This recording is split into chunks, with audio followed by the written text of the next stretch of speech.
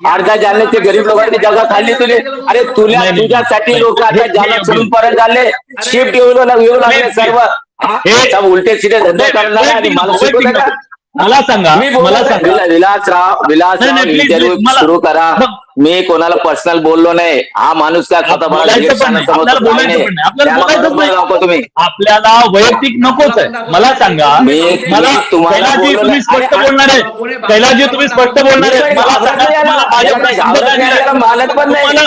तुम्हाला दिलं जाईल याने का? काल मला अभिनंदन केलं, त्याचं अभिनंदन पण तुम्हाला नको मला त्याचा. तुम्हाला तिकीट दिलं जायला सांगितलं का? आपल्याला सोबळावर लढायचं मी काहीतरी सांगितलं असणार का ना?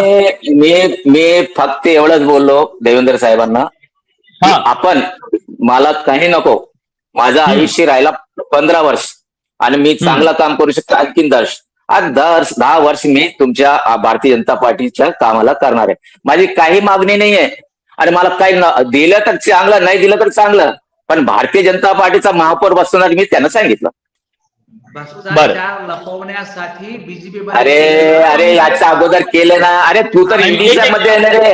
हा, ईडीच्या जामीनवर सोडला तुला, 2दा ईडीवर जामीन सोडला.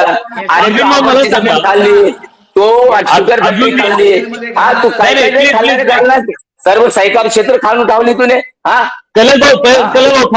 थांबा अर्जुनराव, खरेदी विक्रीची बिल्डिंग खाल्ली तू. तुम्ही विद्यमान आमदार आहात, सरकार तुमचं आहे, पण मित्र पक्ष तुमच्या सोबत ज्यांनी लढले, तुमच्या राजकीय विरोधकांना सोबत घेत आहे, त्यांना प्रवेश देत आहे. हे राजकारण इतकं साधं सोपं सरळ आहे? तुम्हाला विश्वासात घेतलं गेलं नाही हे सगळं करत असताना, की कुरघोडीचं राजकारण महाराष्ट्रात सुरू झालंय?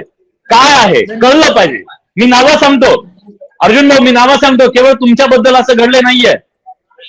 सुधाकर बडगुजर आले, भाजपमध्ये गेले.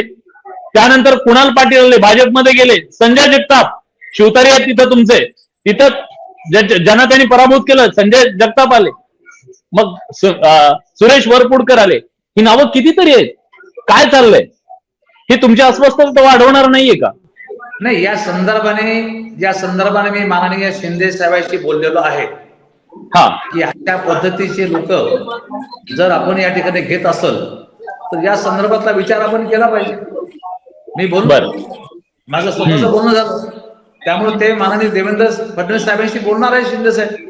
मला बोलले की मी त्यांच्याशी बोलतो म्हणून त्याच्याशी बोलले. आणि असे असे असे दागी माणसं घेऊन काय साध्य करणार? असे दागी माणसं काय साध्य करणार आहे? अरे माझ्यावर एक डाग नाही, तुला तुझ्या अख्खा कुटुंबाला डाग आहे.